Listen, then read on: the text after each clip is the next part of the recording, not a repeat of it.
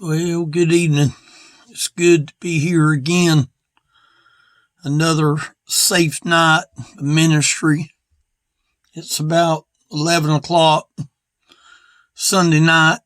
So we're going to finish up from where we left off in the last meeting time that we had. We discussed Psalm 104 all the way down to verse number 18. I would certainly invite you to go back and listen to the first of the verses that we've already talked about. And this one from here, from verse 18 down all the way to the end of the chapter, we're going to basically discuss the rest. So I'm glad that you here to tune in to listen. We're looking at David's writing, Psalms 104, verse number 18. We'll pick back up where we left off. In verse 17, it says he was speaking of the birds where they make their nest. As for the stork, the fir trees are her house. Talking about the location of where her house is located. The high hills are a refuge for the wild goats and the rocks for the conies. But here in verse 19, I believe is where we left off from last week. He appointed the moon for seasons. See, if he took time to appoint the moon, he must have made the moon. If he took time to appoint the moon for the different seasons, the sun knoweth his going down, meaning, the sun goes down. I think the earth stays in place and maybe the earth rotates around the sun. I'm not exactly sure how that is. But, God has it all figured out. There's things that I question, that I wonder. I was sitting here reading before I went on the air, and there's things that I question, and there's things that I wonder about. But verse 20 says, thou makest darkness, and it is night. See, it's night. Today, it was earlier today, I could come out here to my place out here and never have to worry about where to walk because I had plenty of light outside. But tonight there was no light outside. I had to feel my way until I could turn on the light before I could get out here. He says he maketh darkness, and it is night, wherein all the beasts of the forest do creep forth. I happen to have some cattle on my place. I don't own any of these cattle, but the person that does is aware that the cows usually are up and doing what they do at night. Sometimes they'll lay around and sleep, but sometimes they'll be up and they'll be doing what they normally do. The young lions roar after their prey and seek their meat from God. That's talking about them seeking during the nighttime. The sun ariseth. They gather themselves together, meaning after the hunt is over, and lay them down in their dens, talking about supplying food. For when the hunt is over, they take their prey and they take it back to the den and they dine on what food they was able to collect that day before, so they don't ever go hungry. It says, man goeth forth unto his work and to his labor until the evening. Well, there's a lot of people that work at night. And so they pull what they call a night shift. But, according to this, God designed man for a duty of service to make a living. When a person gets to the age of retirement, they're able to draw their Social Security. They're able to draw their pension. They able to use their 401k. They able to use their savings. It just basically says here that, man goeth forth unto his work and to his labor until the evening. When the evening is over, O Lord, listen to this now. O Lord, how manifold are thy works. That word manifold is many. If I could sit here the rest of the evening and tell you about the manifold works of God, this video would never end. The video would shut off by itself. It would be so big that I don't even know if YouTube would even download it, because it would just be entirely too big. He's telling us right here, how manifold are thy works. How many is thy works? In wisdom hast thou made them all. Every work of God that God has done, it was thought of by the wisdom of God, but yet man chooses to be without God. That's not God's will. That's not God's plan for man to be without the Father. But he's talking about right here, he says, in wisdom hast thou made them all. The earth is full of thy riches. Now, a lot of people is going to think, well, that's the gold and the silver and the rubies and the gems and all of the stuff that is found in the earth. But, when I read that verse right there, the earth is full of thy riches. One of the things that I think that most people would forget about in that particular verse is the most precious thing the Lord has is his family. His family is more precious than any emerald, any gold, any rubies, any sapphires, any amount of money, any amount of treasure that we could come up with. Truly, I believe them riches are the riches of the souls that knows Jesus. To me, I believe that's what David is focusing on, is not so much the carnal, fleshly riches, as much as he's thinking of the spiritual riches that only comes from being in God's family.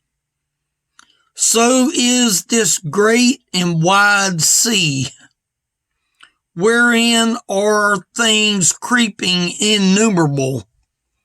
See, he focuses back on the amount that is in the sea that has never been discovered by man.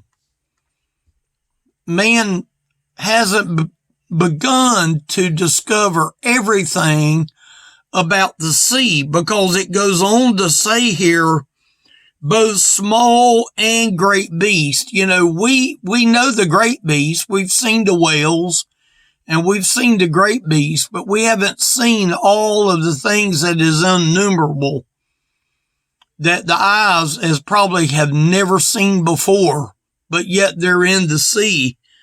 And then he goes and says, there go the ships. See, man rides the waves of the sea.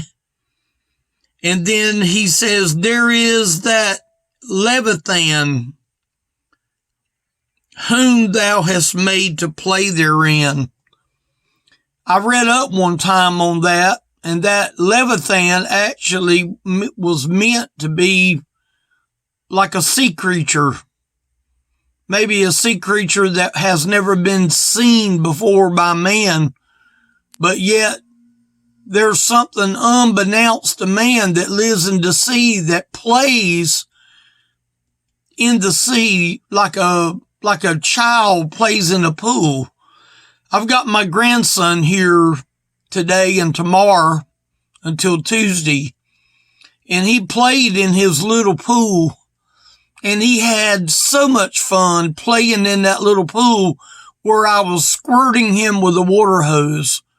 And, I want to think that that's a picture of what's playing therein, even in this verse.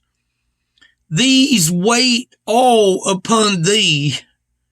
Talking about the animal, talking about the big and the innumerable creeping animals of the sea.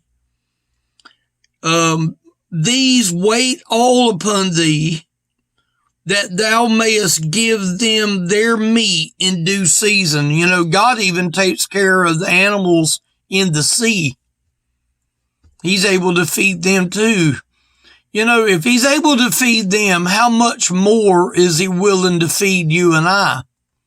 How much more is he willing to supply the family of the soul that he's going to take to heaven with him if he takes the time to feed the animal in the sea that has never been named and never really been counted?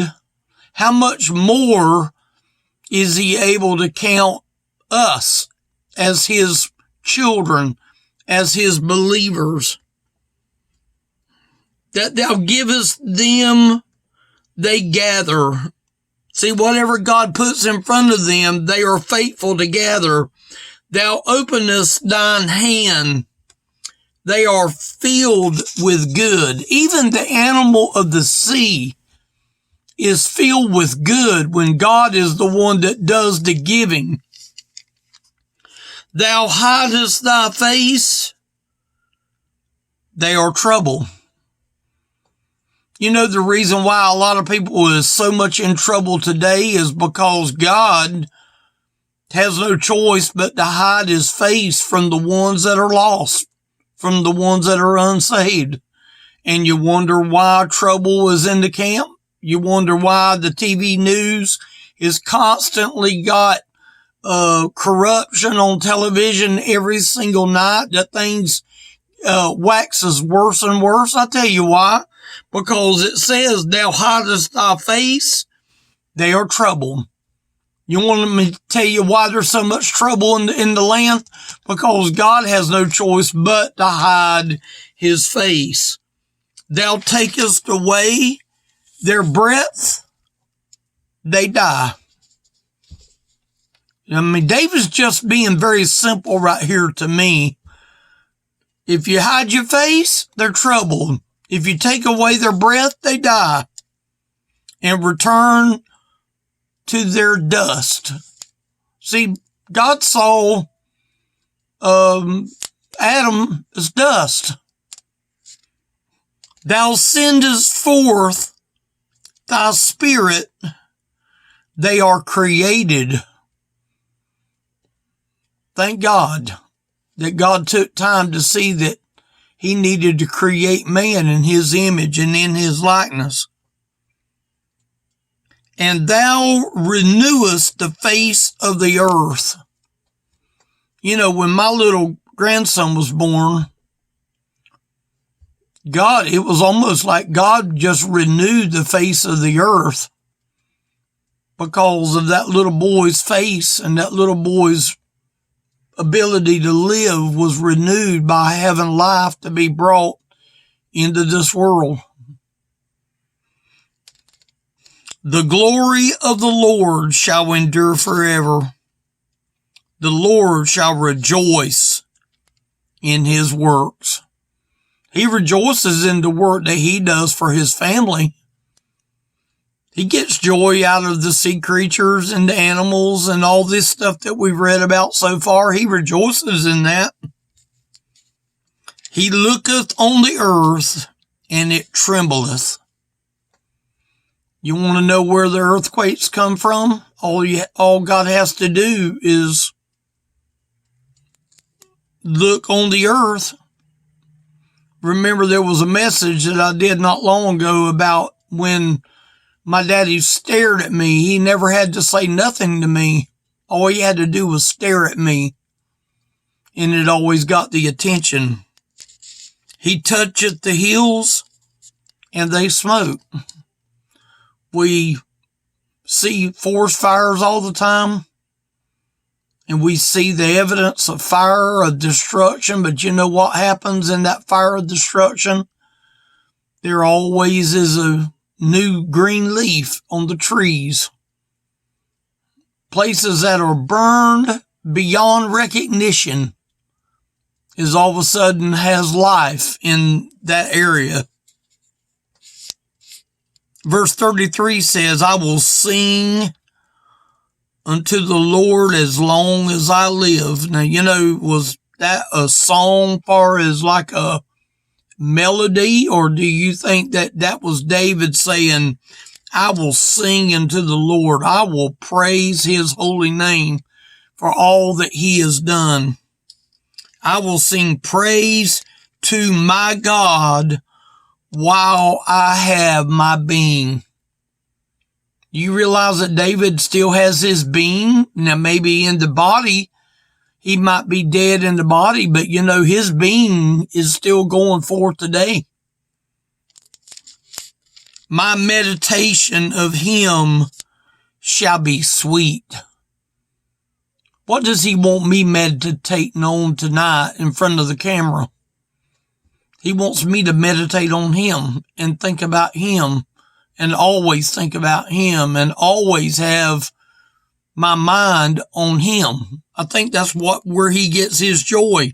The reason that David can say, I will sing unto the Lord as long as I live, I will sing praise to my God while I have my being, is because of where his meditation is. His meditation of him shall be sweet. I will be glad in the Lord.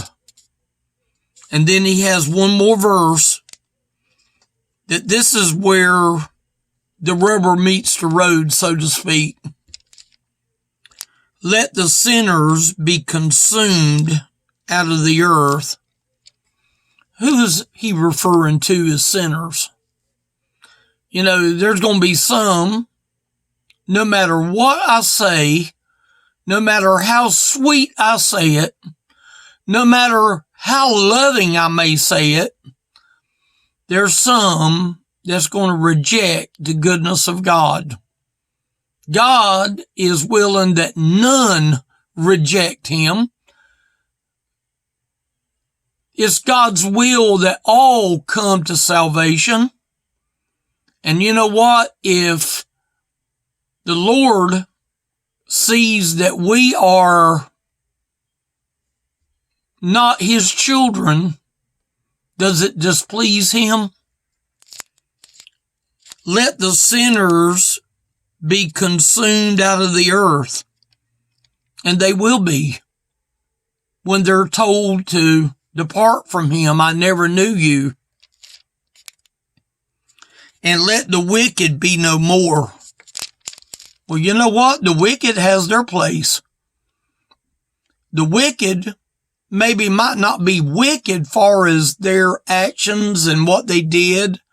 I believe in my spirit that there's a lot of great people in hell. I believe if we could count the ones that was fantastic people, it was people a lot like that rich man that we just spoke on just a couple services back. I believe that rich man could have very well been a good person. He just happened to didn't believe in the Lord Jesus. Bless thou the Lord, O my soul. Praise ye the Lord. If you go back to verse 1 of 104, Bless the Lord, O my soul, O Lord, my God. If I had to ask one closing question tonight, is he your God? Is he your Lord?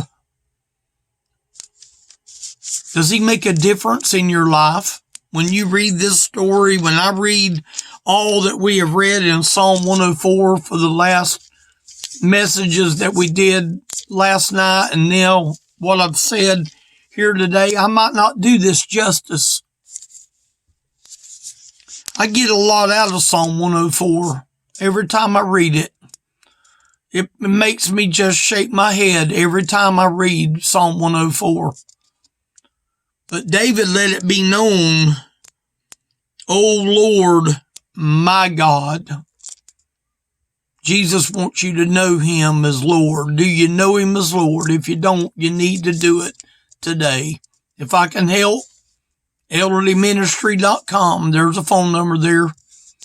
You're welcome to go there and take a look. If I can do anything, just let me know. I thank y'all for watching tonight.